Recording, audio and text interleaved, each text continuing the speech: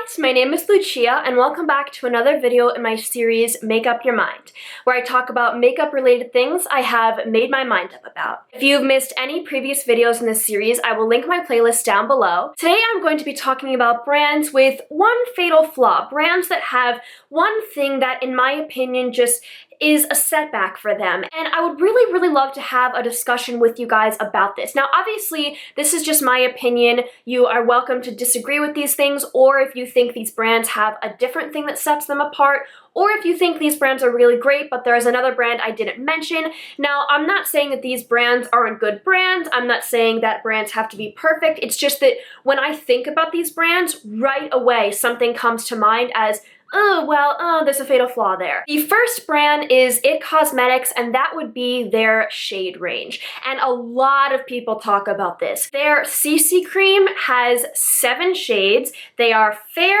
light, medium, medium tan, rich, and deep. That is not enough. And I know for me personally, I don't have a shade in that range. I also want to see options for people with deeper complexions. I think they might have expanded this. I remember going into the store, there was only maybe 4, but still, what is with this? And this is not just IT Cosmetics. I am not just trying to say, oh, IT Cosmetics is the only brand that doesn't have a good shade range, but it is 2018. After Fenty Beauty came out, I think a lot of brands woke up finally and they were like, we need to have a better shade range.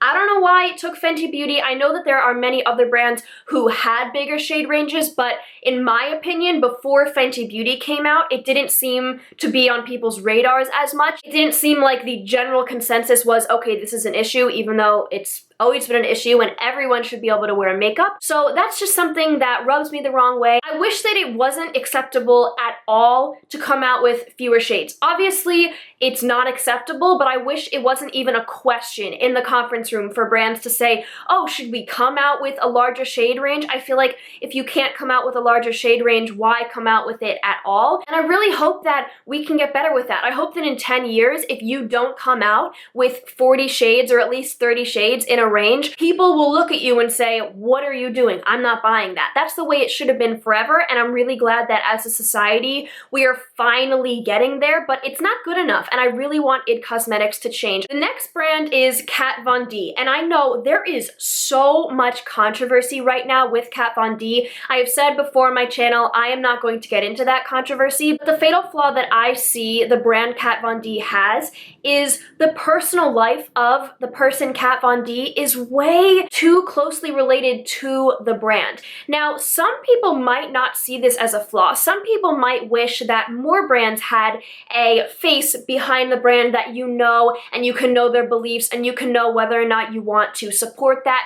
But I just think that Kat Von D has been such a controversial person. I know that she hasn't always handled the controversy incredibly well, and it's just always been the one problem that I've heard with her brand. I've never heard people say that her products are inconsistent or, you know, have any sort of problem other than the fact that there is a problem with her. I think that often with her brand, it becomes about her and not about her products. What do you guys think? Do you wish that more brands were like that? Do you wish that more brands had this face and you could really closely associate a brand with a person? Or do you wish that a brand was just a brand and the person behind it was a separate thing? That's kind of how I feel. I think that when it comes to certain issues, I might feel differently, but just in general with the type of controversy that she has had, whether or not I agree with her, I wish that there was a bigger separation between her and her company. And I think that that can often really hurt her. If people are saying, which a lot of people are,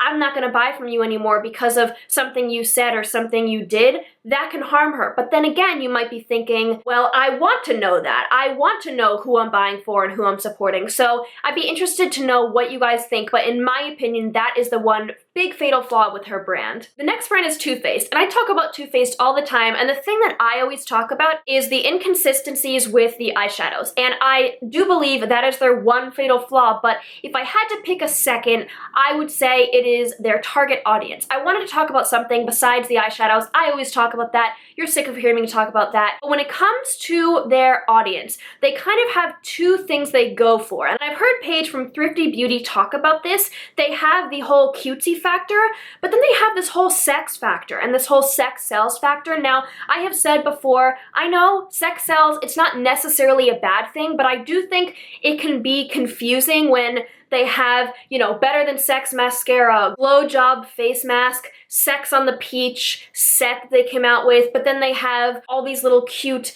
animals. I don't know, does that bother you guys? I'm not trying to say that brands have to have a set in a box who their audience is, but sometimes it just seems very extreme. The whole Glow Job mask, that grossed me out. I did not like that, and I know some people were saying, oh, what's the big deal? But for me personally, I would never purchase that. That is so over the top for me. But then again, they have, you know, a bunch of things with dogs on them and little cute things, and it just doesn't mesh well for me. I don't know. Let me know if that is a thing that you feel. I think that's a very, very personal question, whether or not you believe in sex sells and whether or not that should be mixed with other things or what kind of audience that should be exposed to. And, you know, I'm not saying sex never sells or you should never have anything sexual on anything. I just think that sometimes it's a bit extreme, and sometimes I think, why is that necessary? The next brand I want to talk about is Tarte. And the one fatal flaw I see that Tarte has is they're not very original. And what I mean by that is, one, they come out with the same thing over and over and over again, repackaged, and two, they just seem to follow the trends, but they're not trend setters. The Tarte Shape Tape Concealer was a game changer for everyone, and I know that that was really, really amazing, but it's not really anything original. It's just a concealer that happened to have a good formula. In terms of their releases, they release these same blush collections all the time.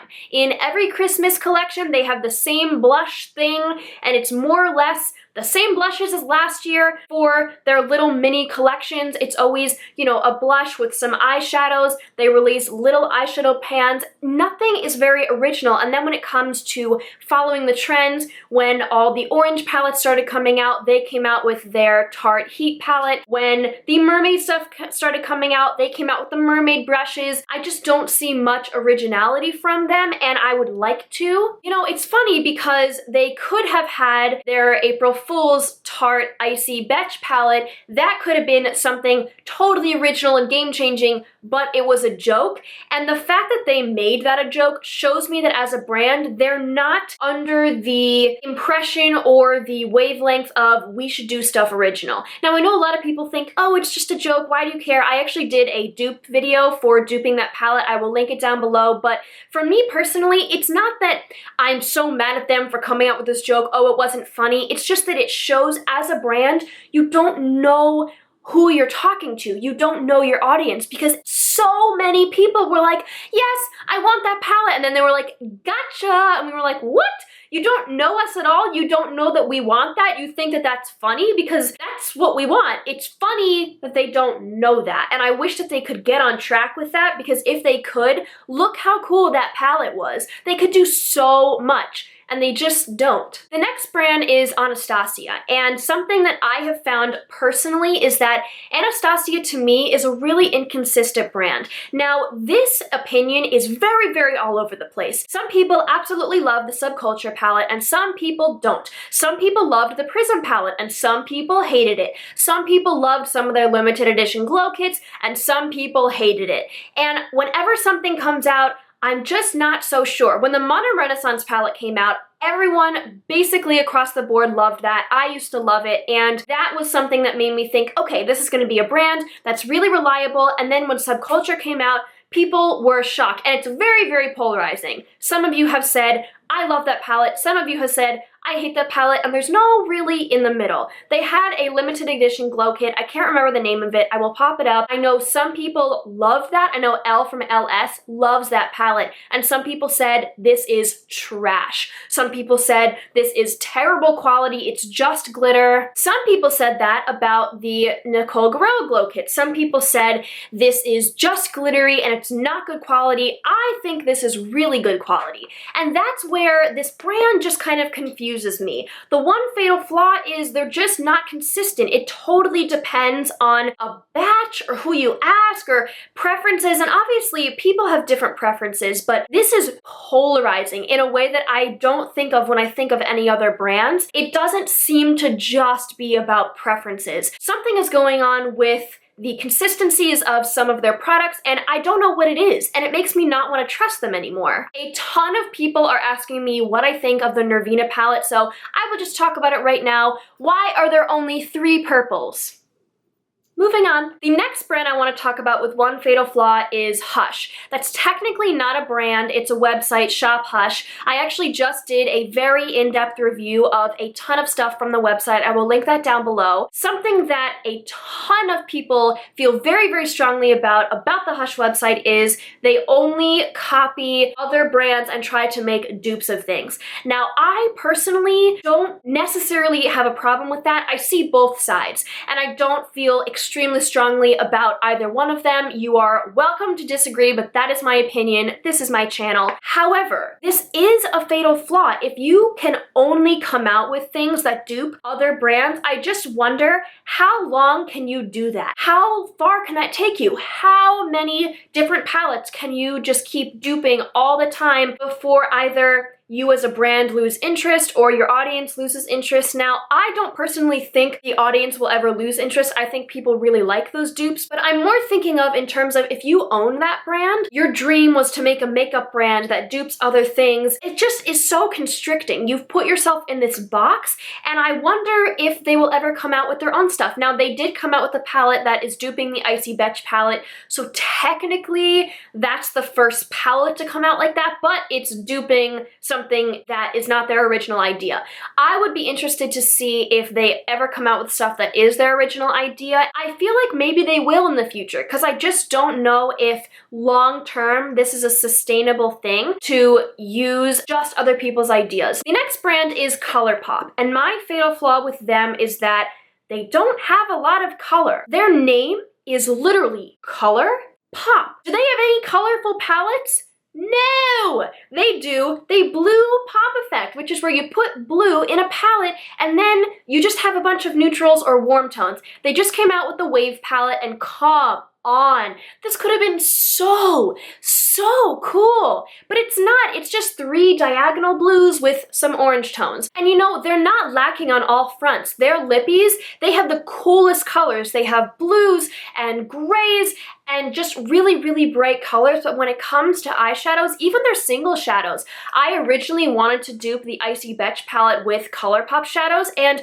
there wasn't enough blue and green. I just couldn't do it, so I had to go to Coastal Scents because they have a big color story. I just really, really want to see a colorful palette from Colourpop. The last brand I want to talk about is Physicians Formula. Now, to me, they have more than one fatal flaw because, again, with the shade ranges, their shade ranges are awful. But what I want to talk about is their pricing. Their pricing is ridiculous. I really want to do a whole video on drugstore prices that are just crazy. I think I still will. Let me know if you want to see that. How is this even a drugstore brand anymore? They're creeping up there. And in general, drugstore brands really are creeping up there, but they've always been like this. The butter bronzer is $14 to $16 depending on where you go. I've heard a lot of people say that they really don't mind the higher price because the products are really that good.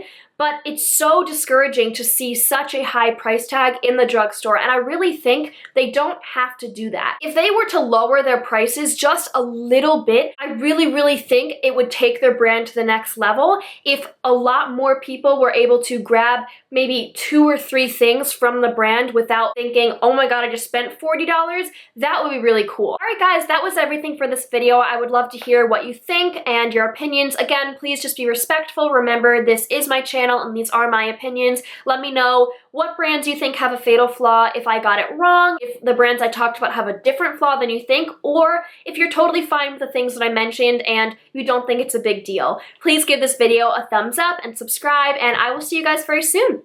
Bye.